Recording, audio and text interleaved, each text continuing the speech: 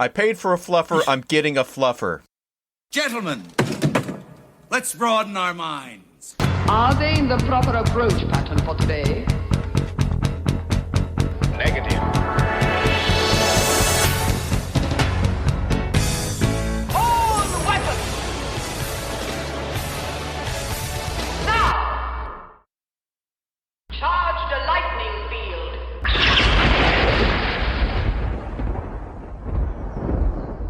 The online fandom for this show, it's right up there with Highlander when we were scrolling. Yeah, it's some hardcore stuff. Really hardcore. And a lot of it. And people are like devoted to this show. I don't think I could ever really grasp what they love. I mean, I guess I get conceptually some of the things that they love. Didn't quite work for me.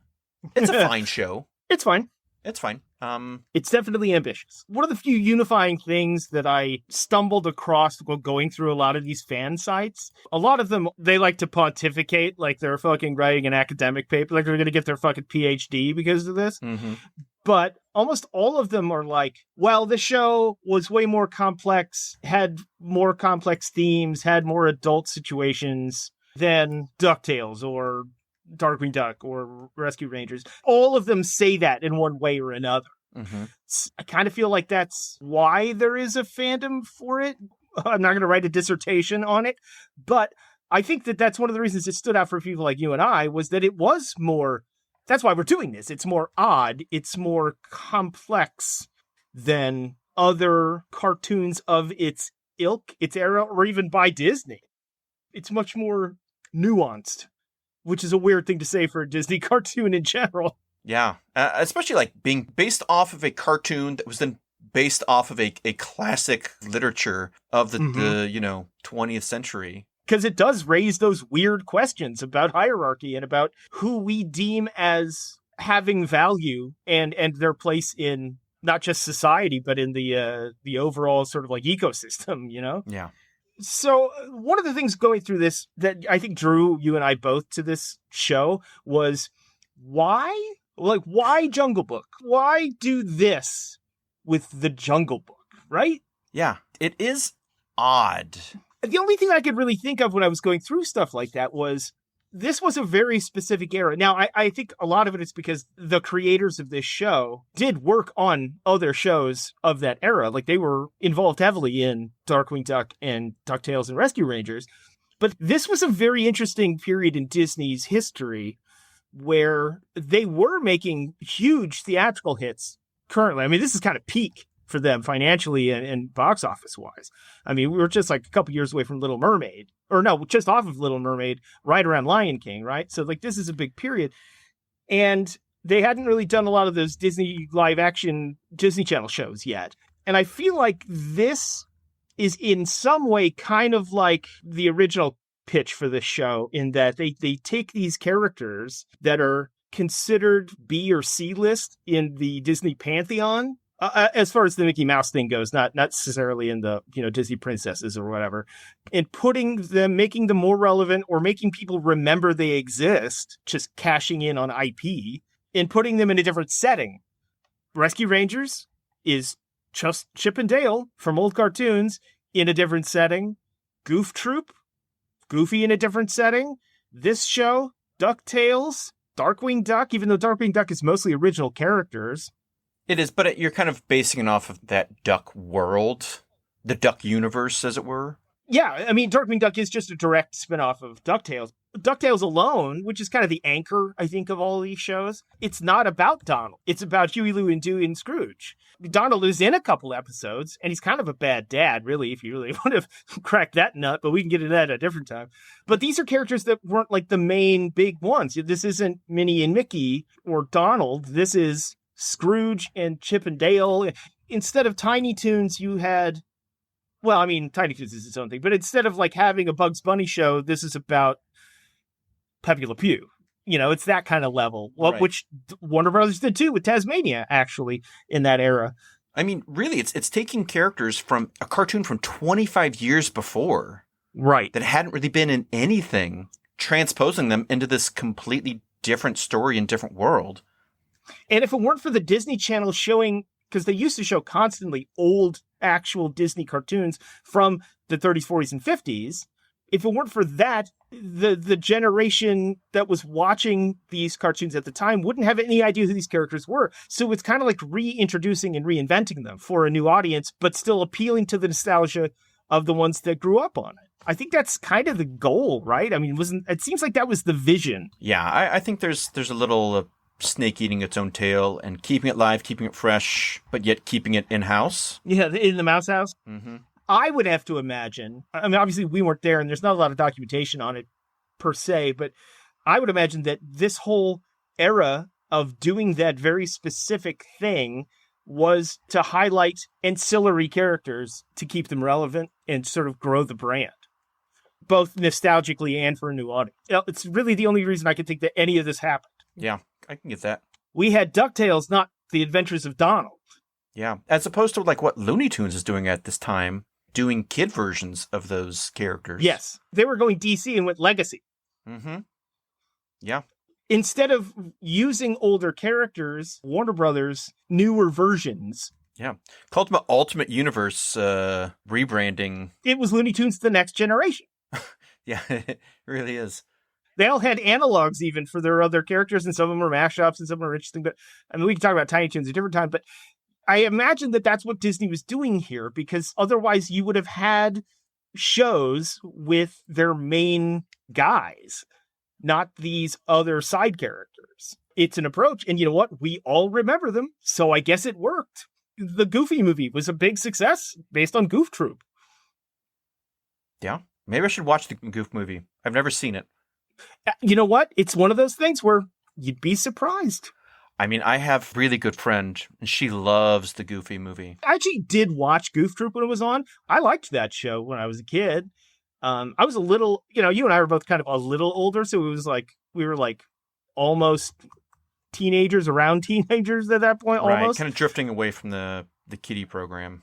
I think this was kind of an overarching vision, even if loose, Yeah, but also blazing a trail in some ways of taking characters completely out of context and doing something with those same characters in a whole new way. Kind of ahead of its time. Mm-hmm. Not a bad idea. And it did refresh these characters. Like, I guarantee you talk to people now, especially people younger than us, they will remember Chip and Dale from Rescue Rangers, not from their old cartoons. Oh, yeah, 100%. And DuckTales was so nostalgic that they rebooted it with David Tennant, which is awesome on its own. It was Tennant Scrooge, is that right? Yeah, Okay. Yeah, he's Scrooge. We were more in the Voltron, Thundercats, G.I. Joe era. But for kids just a little bit younger than us, DuckTales, and we were there for DuckTales too, but that was their big anchor. It was these shows. Mm-hmm. And hey, it worked because we all remember them. That's why we're talking about it today. Yeah, it's fascinating. And let's get to a couple of the episodes that we did partake in to kind of get a flavor of this. So I think we both watched at least a bit of the couple episodes of the 4-part pilot, which is crazy to say that nowadays. It's really bizarre. Yeah. Yeah, but if they're only 20 minutes long each, it's like, okay, well. Still, I mean, if you want to get introduced to the series, well, strap in, kid. These are 4 interconnected episodes. Yeah. It was essentially a movie that they broke up into 4 pilots when they put it in syndication, or 4 episodes. Movie, yeah. But first one we're going to talk about is From Here to Machinery. Yes. That was my pick. Yeah. At least if you were to go to, say, Disney Plus and watch these, it's one of the first episodes after the pilot series that comes up. This episode is about a scientist named Professor Martin Torque, who has come to rent the Sea Duck to test out his robot pilots called auto aviators. Mm-hmm.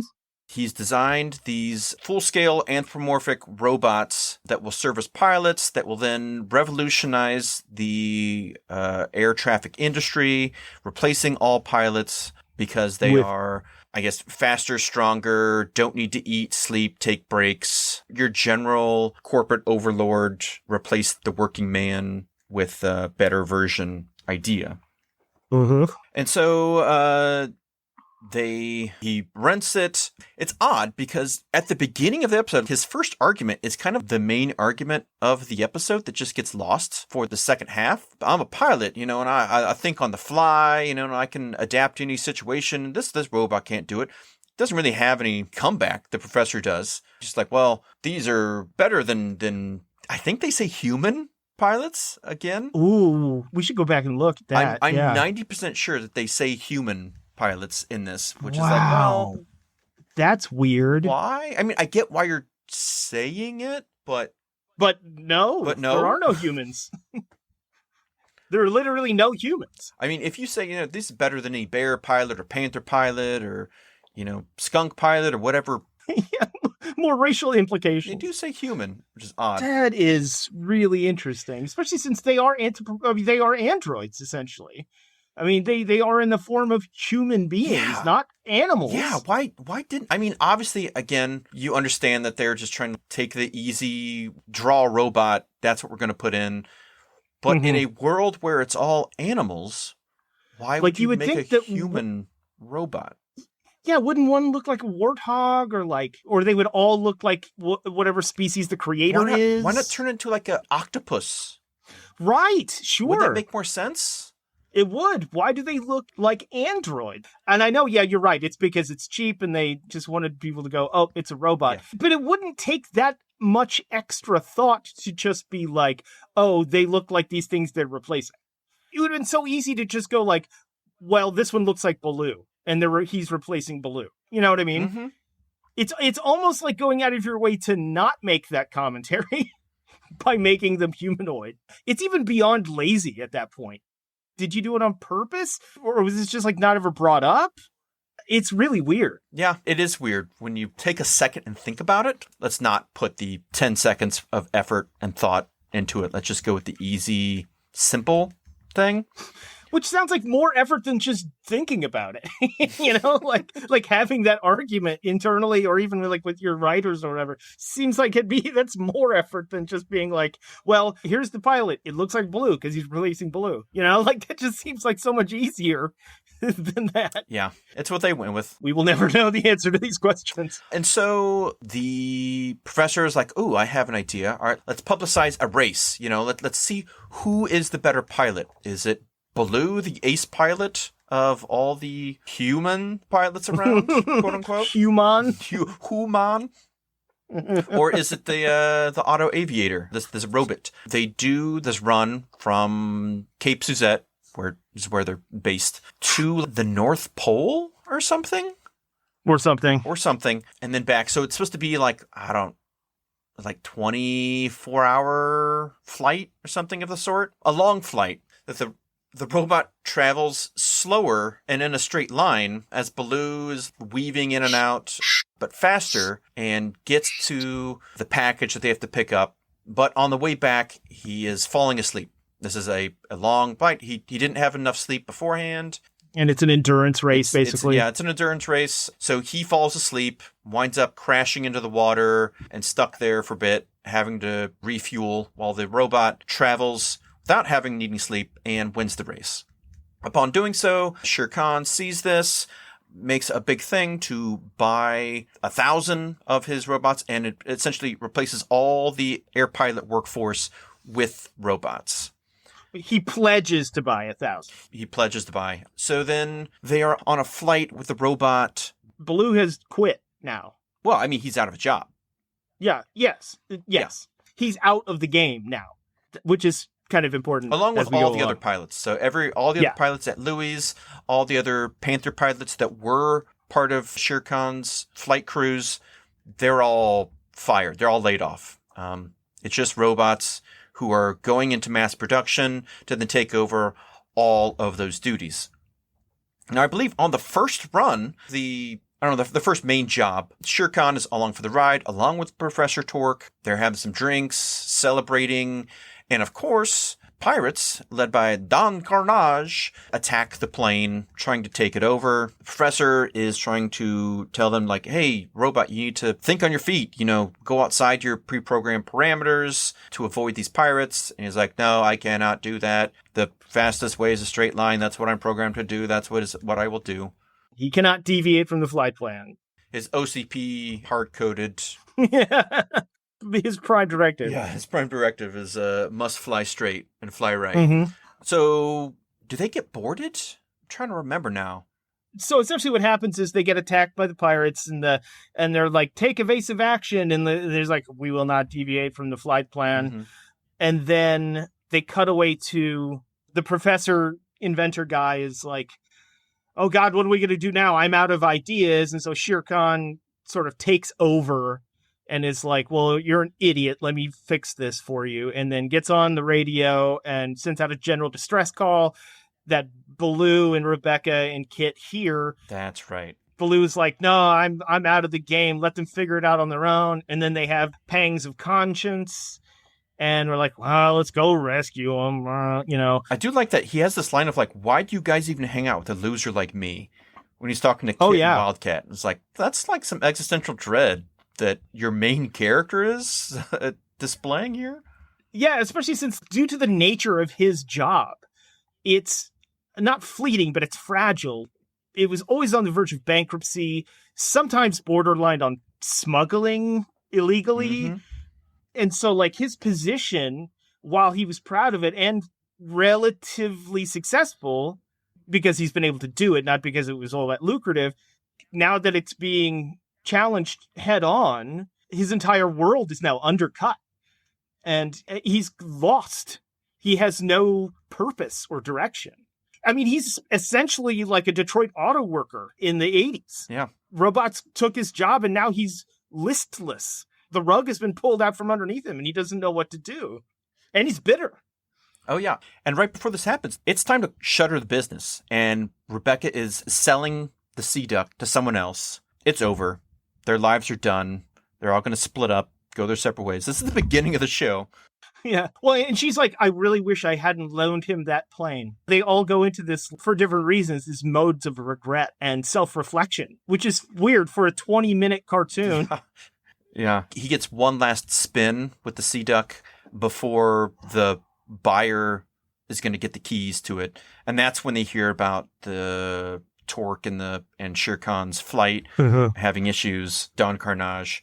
They get on the plane, which now that I'm saying that, I don't remember how they get on the plane, because logically, how does that happen? How are they still flying, but yet... That's what I was saying earlier. Plane piracy makes no sense. Yeah, how do you do that? That's such a big effort that they do make a point of early on, and then later on just kind of hand wave. It doesn't really make a lot of sense. Yeah. Huh. Baloo and the crew get on the plane. Yeah. They get on the plane that's being hijacked. Not Don Carnage. You're right. I don't exactly remember how they board the plane. Because if they board the plane, then nobody's flying the plane. Because it was just Kit and Baloo. Rebecca. No, Rebecca isn't on the plane. That's right. Yeah, they stay on the ground or whatever. So is it Kit flying the plane? No, because Kit comes over with Baloo onto the plane that's being boarded. I remember Baloo being on the plane. I don't remember Kit in there, but it's very possible. I just don't remember. You know what? Maybe Kit's flying it. I don't know. Who knows? Maybe they have a wire hooked to it, or who that's knows? What I was thinking. Maybe it's being towed. Essentially. But I mean, that's not even really the point. Baloo comes on board and then shakes up like I think it's supposed to be a soda, but it's basically it's a beer. It seems like a beer. I think it's supposed to be a soda, but it's in a glass bottle. It's an orange liquid of some sort. Because anytime you try to like touch the robot, it will electrocute you to keep you from interfering with its duties. And so Baloo shakes it up, sprays it all over it. Obviously, a robot flying a plane over water would never encounter water in its life cycle. So you shouldn't try to plan for that. And especially since it's not even a danger of the thing shorting out. It explodes. Yeah, it blows right up. Which should kill everyone in that plane. There's metal shrapnel flying through the air inside this cabin. And also, explosions in pressurized things, not good. Well, I don't know how pressurized these planes are. Yeah, it's not, because he opened the door and got in. Yeah, they're flying low too, so... But essentially, he gets in, he takes over, he uses his ace pilot skills to evade the pirates, and he does the Kessel run, and then... Yeah, he made it in less than 12 parsecs. He wins the day. Shere Khan's like, I've reconsidered. He ends up hiring all the pilots back. I will not be endorsing your park. Exactly. And then you see Torque is now trying to sell these robots he has, who have now been turned into maid bots. Rosie, in Antarctica or wherever. Yeah, which is just a weird bit. It doesn't really... It's a weird bit that doesn't fit at all. They didn't know how to end the episode, essentially. No. And, they go back to Louis, and Baloo's back on top of being the best pilot around. Everyone's happy that he has saved all of their jobs. And technology will never threaten them ever again. Yay! I know I'm perfectly aware that this is the lens through which I see things, but this is an episode of Star Trek. Although the odd thing is that I think in Star Trek and a lot of other science fiction stories, the problem wouldn't be that the robot lacks a human component, you might say, an ability to think on its feet and use its imagination, but it would be some type of advancement towards violence and taking over. You're turning the evil robot vibe, but you don't get any of that in this show. Yeah, normally in a lot of sci-fi, it would be that it lacks empathy. And that's the crux of the thing. But in the original series episode, The Ultimate Computer, they called Kirk Captain Dunsel because he's no longer required. He's no longer necessary. But the computer lacks the ability to think on its feet and make gut decisions. Mm-hmm. Which is essentially this episode. I mean, it's the same exact premise. Right, yeah. With a little splash of John Henry in it. Yeah. Except without the tragedy. So... Well, I mean, yeah, I bet if we got into the backstory of some of those pilots who I'm sorry, I don't have anything left. I've lost my plane. I've lost my job. I've lost my avenue of freedom for my life that I've designed over my 30 dog years. I'm just going to hang myself. Yeah, it's because are you proposing that some of these pilots killed themselves in the interim? I mean, probably. Probably. Or lost their house or whatever position they had, couldn't make their child welfare payments, had divorces.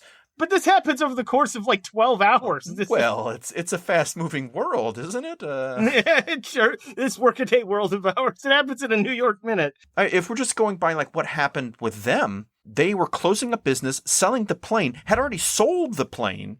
That is true. The guy was coming up to take his keys for the plane. So, I mean... If we're to that point, I think these other things could have happened. And probably did happen. But a couple of these children's cartoon characters probably hanged themselves, yeah. They did. Or OD'd on pills or drank themselves to death. Pilots are now drug addicts, forced into prostitution, the Louis glory hole that he has. I imagine you hang upside down from something. I'd check that out. There's a bunch of snakes and there's a boa in there. A couple of them got some serious opioid addictions. Yeah. I'm thinking of Louis, when he's not there, he turns into the Gary Oldman character from True Romance. Yeah, I see a lot of them slapping around their wives or girlfriends. Yeah. I'm not a man anymore. And then... Well, honey, you were never a man. You're a panther. Honey, what is man? Okay, look, this is a problem with the show. If you're gonna do Jungle Book, which is fine, where the fuck is Mowgli? Where are the humans? No. How about that? How about just no? That's one of the things that always fascinated me about it, was that in Jungle Book, the Disney version at least, well, in both, but in the Disney version especially, the life in the jungle was rudimentary. It was... bare necessities. Just the bare fucking necessities. There's no, advancement. It's a simple life, but a primitive one. And the human society proves to be more advanced and yet sadder and less simple, which is the obvious commentary. But this one, that quote-unquote primitive world has advanced to the level of people, which is interesting on its surface, but where do you go from there? What does that say about... Are there people? Is there a Mowgli? No. I distinctly don't think they're... I think they're literally just transplanting those characters. I think maybe this is an alternate universe of the Jungle Book. Yeah, because otherwise, just looking at it on paper, you're like, okay, this is an interesting idea, and then there's no follow-up. It is an interesting idea to comment on, wiping away that obviously racist metaphor that they use in Jungle Book for the primitives. and putting them on the level of man, but then never addressing man is bizarre. It's probably the only actual failing of the premise of the show. I just don't think they're going that deep into it, honestly. I know, but that's one of the reasons this show always stuck out, because it raises these questions that you think about. It makes you ponder these ideas, especially if you take Jungle Book as a literary work, but then they don't fulfill its premise. It's like a half a premise. It's a concept of an idea, really. Yeah, I'm glad you coined that, because we're gonna use that a lot. I have a feeling. I didn't coin that. Trump coined that. He meme coined it, but and he short sold it for and then $50,000. he pumped and dumped it. We also covered another episode. Now, this one we had to search for because this one isn't on Disney Plus. This is one of the 2, I think, banned episodes. Mm-hmm. This one was disappeared by Disney, though you can find it quite easily nowadays online. Yeah, you can buy it on YouTube or Amazon, but it's not readily available. This is Last Horizons. Boy, oh boy. The other banned episode is an episode called Flying Dupes, which is about militaristic warthogs using bombs and terrorism. In planes. Yeah. Yeah, I could see why that one was a little iffy. I think this one was disbanded from syndication later. This is after 9/11, really, essentially, that they do this. I see why, though it really is just last gasps of Cold War stuff, more than it is about actual, what we consider modern terrorism. Oh, the Flying Dupes one? Yeah. Okay. Not like Last Horizons, which 100%. I'm glad they banned this episode. It is so fucking racist. Yeah. So Flying Dupes was pulled from the lineup after airing in 1992. The episode was re-aired on Toon Disney once, possibly by mistake, but has never been rebroadcast since. Yeah. For Last Horizons, it was temporarily banned, and then it did occasionally appear on Toon Disney, and last re-aired in December 2002, and was on the DVD set, but it is not available on Disney+. I'm shocked that it was available that late. Yeah, from what I had read earlier, it was kind of like, ooh, I don't know, they pulled it, and then they let it out a few times, and then pulled it back to just never let it out again, which is where we're at now. So this episode, we'll do a quick breakdown real quick. Cape Suzette is hosting a parade for the famed explorer Monty Mangrove, and Baloo feels slighted about this, that he's a nobody and he wants to be a somebody. And to be a somebody, he wants to be respected for being and lauded for being an explorer as well. He says that he has seen the fabled hidden city of Pandala. Which is obviously a stand-in for the fabled city of Shangri-La, which is not city, but like kingdom, I guess. Magic Island? Magic Kingdom? It's a real place. In real life, they did, quote, discover the actual Shangri-La. It is real. I watched a documentary on it. They found it in like the mid-2000s. And why is it the Shangri-La? I think it all comes from Marco Polo, if I remember right.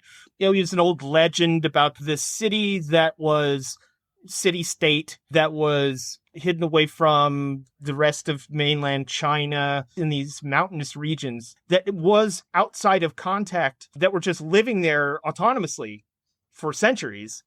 And we're essentially still in like an agrarian state of existence since basically the time of Marco Polo. But that's also what they do in Iron Fist, Kunlun. Every culture's got one of these. Atlantis, it's El Dorado, these fantasy places that don't really aren't exist. Those both Disney cartoons? Actually, I think El Dorado was a DreamWorks one, wasn't it? In fact, I think both of those were DreamWorks. If not DreamWorks, one of the other companies. It wasn't Don Bluth, but I mean, I think it was... The goddamn Robert Mitchum, John Wayne movie keeps popping up. I'm trying to... Yeah, DreamWorks. Yeah. Because they were taking the ones that Disney didn't take. Most bizarrely, Anastasia. Why would you make a cartoon about a tragic murder of a princess? But she didn't get murdered. They found her body recently. Well, recently, but, you know, hey, it's like the Shangri-La of Russian little girls killed, so... But even then, her entire family was murdered. Well, yeah. They kind of gloss over that pretty quick in the beginning. They sure do. And Rasputin was a son of a bitch and a pussy hound. Yeah, but what if he was a craggly old wizard with a funny bat sidekick, huh? That's a good point. I mean, it worked in Fern Gully. Why not in Anastasia? You know what? That's how I pitch all my movies. It worked in Fern Gully. It's good enough for me. So we pitch everything. Hey, Christopher Lloyd, funny bat. Where do I sign? What does this have to do with tall blue people, though? Well, you see, they come to the Americas and they stumble across a beautiful young woman named Pocahontas. And Kevin Costner is there. Great. Dances with Pocahontas is what it's called. In the Gully of Avatars. Yeah. All right, so they're celebrating Monument Mangrove, and Baloo's like, I know this place is. I've been there. I'm going to go again. They're like, no, Baloo, don't go. It's dangerous. No one's ever been there. And he's like, well, I know where it's at. Sparked the question, why haven't you gone there over the years if you know where this fabled city's at? And so he sets out, and he gets there right away. It doesn't seem to be that difficult. I think he goes through like is there kind of like a whirlwind? Almost like around Kong Island, around Skull Island, like it's dangerous weather that he has to make his way through, but he's such a great pilot that he gets through. And it's a lightning storm in space. Yeah, one of those space holes. Mm-hmm. It's an ion storm, yeah. But he gets there.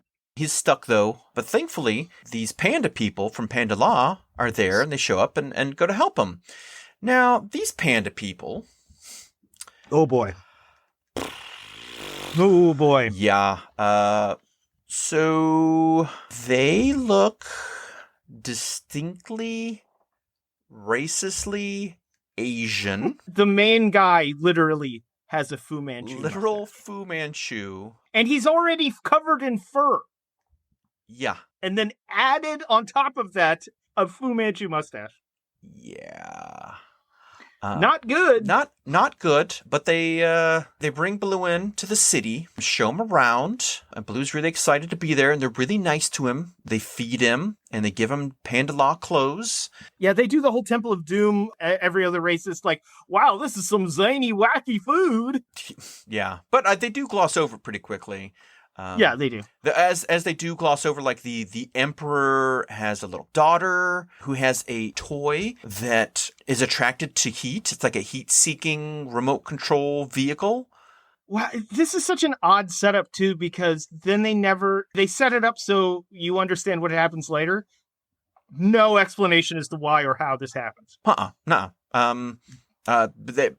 We'll get to another big plot point like that in just a second. He has a couple sons, and they're like bumbling. One's smart but small, and the other one's big and strong but dumb. Big and dumb, yeah. It's like the ideas of characters, but they didn't actually do anything with. Yeah, they're fill in the blanks characters, but they never filled it in. Honestly, like this would have made more sense if it was like a 2-part episode that ends when Baloo gets back. The first episode, I think, would be like introducing Panda Law and some of these characters, and then when Baloo returns and the Panda Law people show up, that would be the end of the first episode. The second part would pick up with what they do. You'd have more of those characters that we met, like the little girl might have something to do. Maybe dealing with the Becky's little daughter. Maybe Kit might have something to do with the sons. Anything. But they're just not there after that. There's like no reason to even introduce them except for as barely a plot device to introduce the heat-seeking toy. Yeah. It's... Well, and it'd be better, too, because this episode, the whole thing is set up like, well, this is a fantasy paradise, and we're all really nice people, we promise. And here's how we live in harmony or whatever. And then there's obviously the turn where they become evil. Mm-hmm. So it'd be better if that was the second episode. Yeah. If you leave a cliffhanger, like on all these warships coming, because what happens is... So they help him out. They're really nice. They're, Baloo's like, oh man, you guys are the best. Well, I love this. And they're like, but my ship, it's stuck. And they're like, well, we can help you. And then they use their air balloons to help get Baloo's plane up and into the air so that he can get in and fly away. And he's like, well, thanks all. I'm just going to leave. Glad to meet you. It's a balloon. Exactly. And the emperor's like twirling his mustache and twiddling his fingers, like, yes, we'll see you soon. He's literally a hand-wringing villain. Yeah, he is. They then, I guess they needed a way out, so they need to follow Baloo's path to find Cape Suzette. Because once he takes off, he sends out the order, and balloons pop up from all of their pagodas and structures and lift up all of their houses and whatnot to then be floating air fortresses. They follow Baloo to Cape Suzette. He gets there and he's like, hey, I did it. I found Pandala. I deserve a parade too. You might as well get it going. And then all the Pandala people come, and I guess they have microphone technology, because then they start loud speaking. We are going to destroy you. Give up. And they start shooting missiles and things. Yeah, and if I remember right, don't they misuse the word pagoda in this too? Isn't there a moment where, what's her name, Molly? Yeah, Molly's like, we can use this pagoda to get to the thing, and they're like, are you talking about that missile? Yeah, I don't remember, but probably. It's really weird. Yeah, they're playing fast and loose with a lot of things here. Ugh. Yeah, no shit. So the mayor, who's like, oh, Baloo, you led them to us. This isn't good at all. I'm going to send out the Air Force because no one's going to take over Cape Suzette on my watch. And they have these fighter pilots who go up. The Pandala-uns, I don't know what you'd call them. Pendolets, I don't know. Pandalabras. The Pandalabras, love it.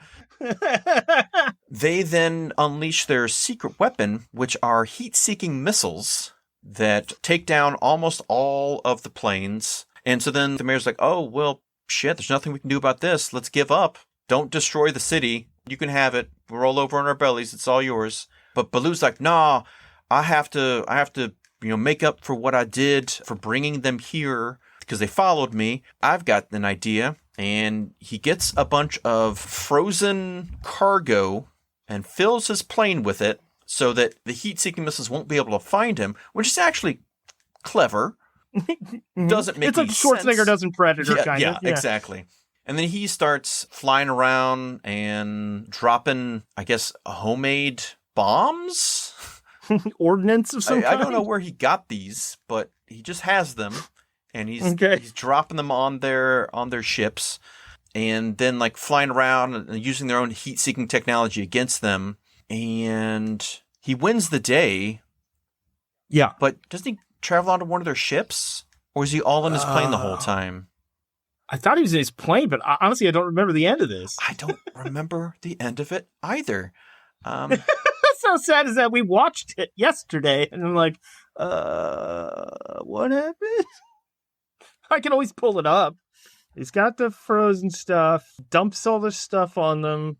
There's ice cream. Oh, yeah. Yeah, he had a bunch of ice cream that he dumps on the leader. A bunch of ice cream falls on the dude and then drops a cherry at the end, which is, okay, whatever. Shut up. Mm-hmm. And then he's flying through inside their building.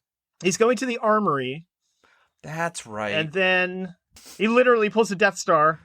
And because the heat-seeking missiles were chasing him and he flew out the other side, the missiles blew up their fortress. Killing so many pandas. Killing all these endangered pandas.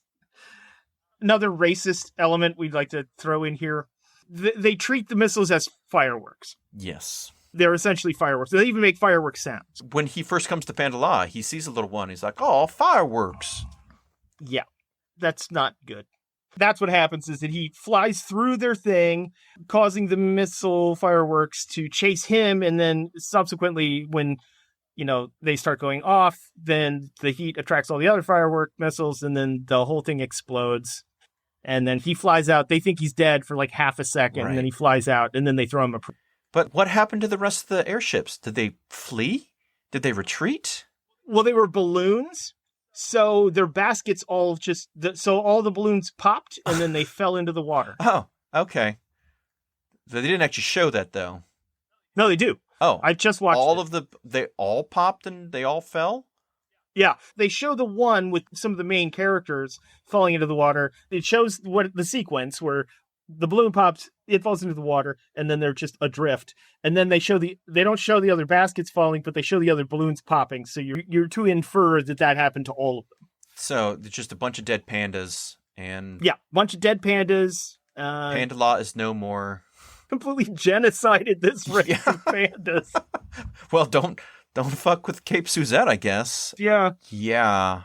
No matter how angry you get and you hop up and down as your little Chinese panda guy, you can't beat the barrel-chested strength of the Western bear.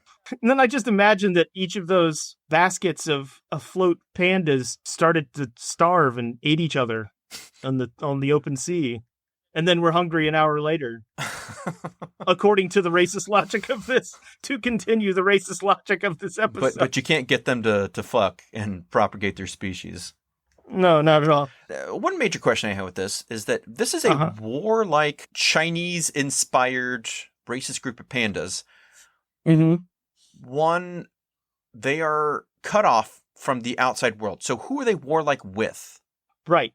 So this is really fascinating because it would be really easy for us to just go, oh, this is a bunch of racial stereotypes, which it is, but it's actually way more insidious than that.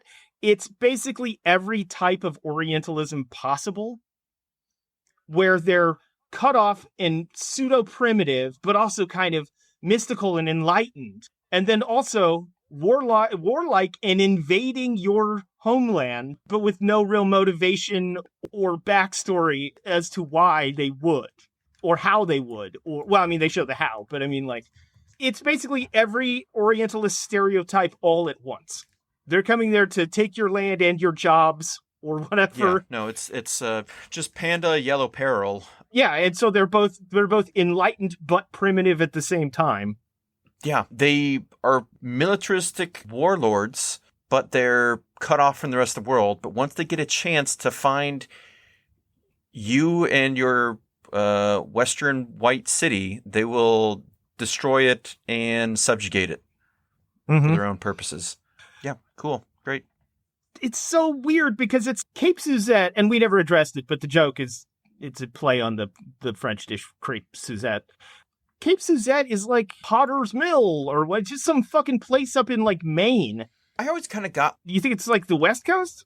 Well, no, I think it's its own place. It gave me more of like a Melbourne kind of vibe, you know, like a port city and like a Pacific. But it's distinctly American though. They have... I don't know. In the pilot, they kind of make it feel like it's like fucking Americans living in like Jakarta. Yeah, I always thought that this was kind of like... Or like Singapore. These are all expats, kind of was my vibe.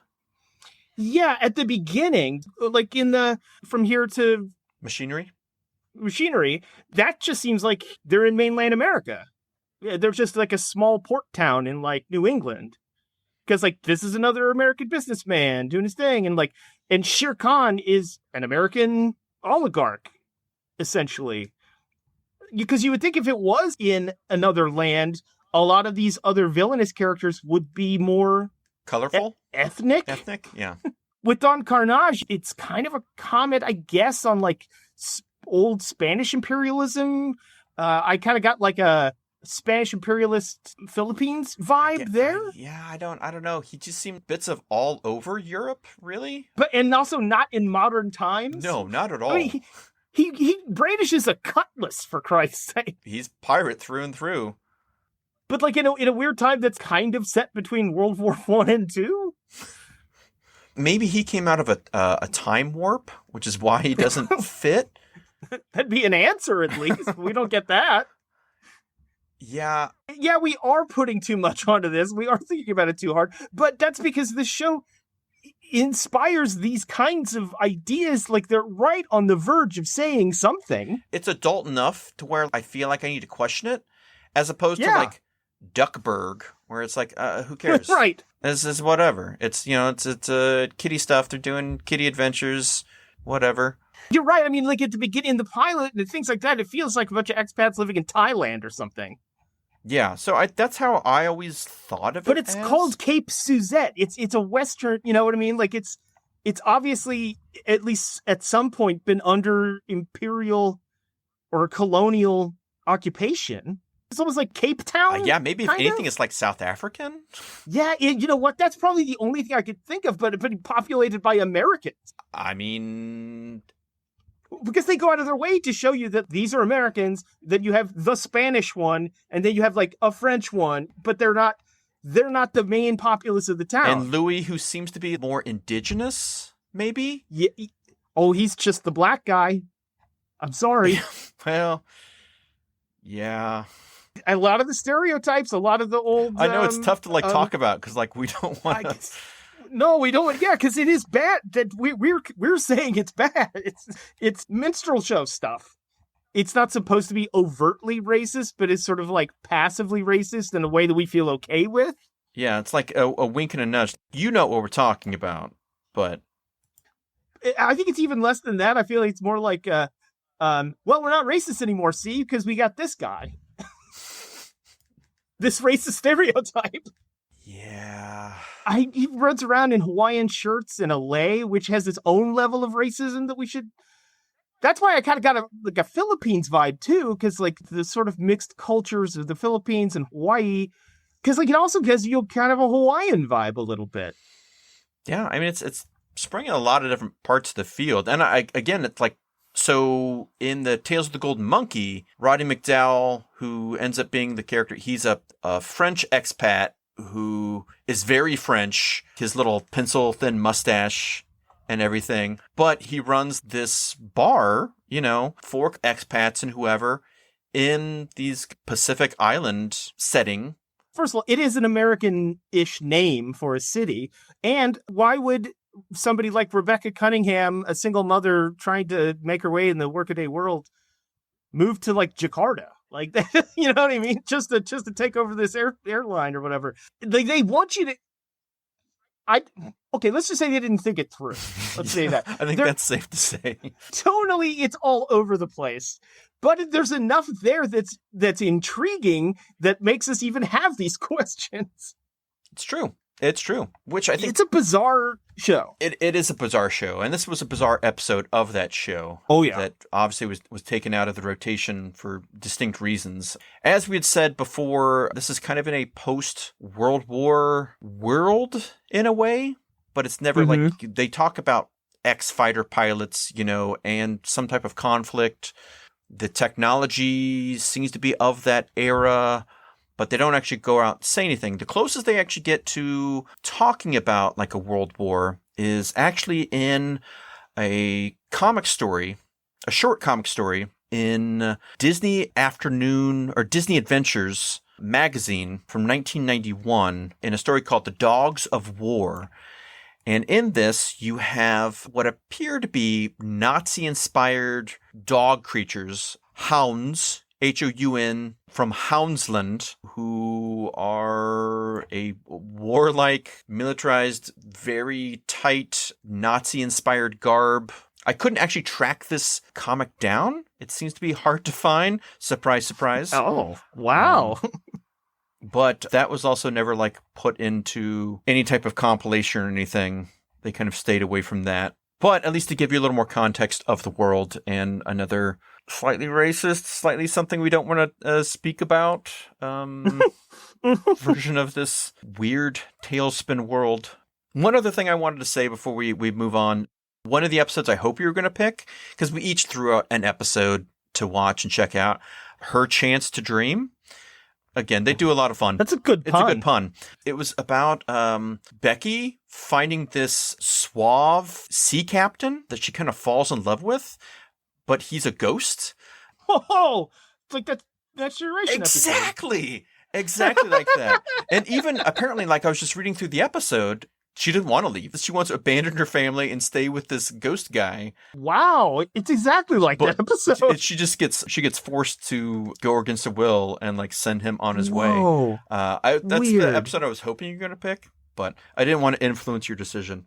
Honestly, the reason because I did see that synopsis, just a little bit of it. I didn't pay it much mind because I saw From Here to Machinery and I was like, wow, this is really, poignant today with AI and all that kind of stuff. Yeah. And it felt like exactly like hilariously a different Star Trek episode. But I mean, that one sounds fascinating too. I'd love to have done that as well.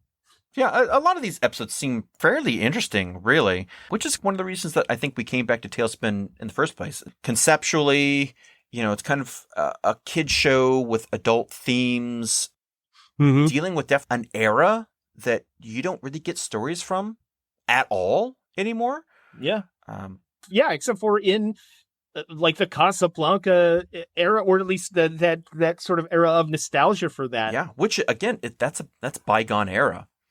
Oh yeah. Even talking about like Indiana Jones, I mean, really, like the times they were dealing with that, the last time you saw that was like late 80s.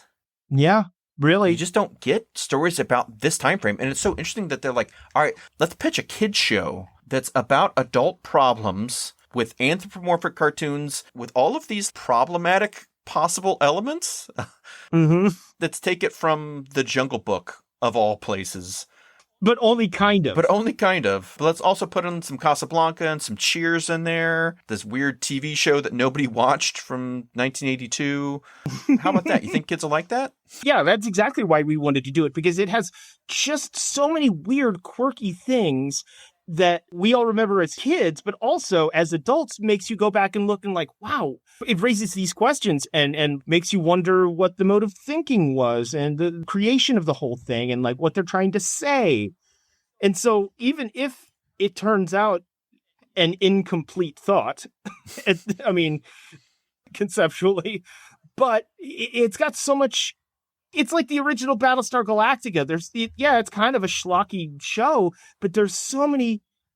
But you can see where Ronald Moore was like, "Well, this is actually really interesting." They were like, "There's more going on here." Yeah, 100%.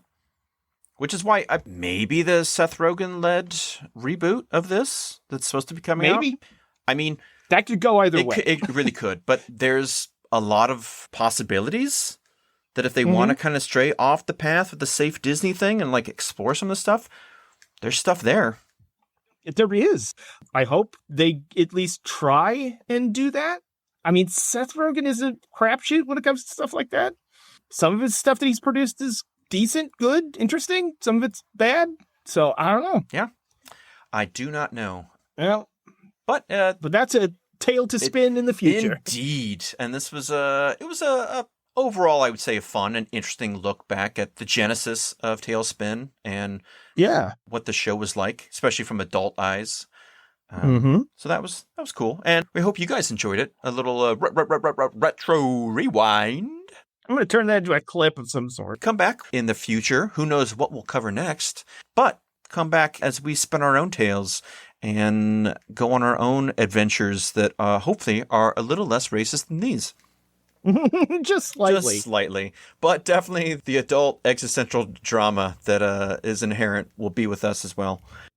100%. Yeah. Until then, make sure that you guys out there have cleaned up after yourselves to some sort of reasonable degree, that you have paid your tabs, your bartenders, your KJs. You've left sizable tips for the hard work that they do. Don't forget to support your local comic shops and retailers. And from Dispatch Ajax, we would like to say Godspeed, fair wizard. Please, go away.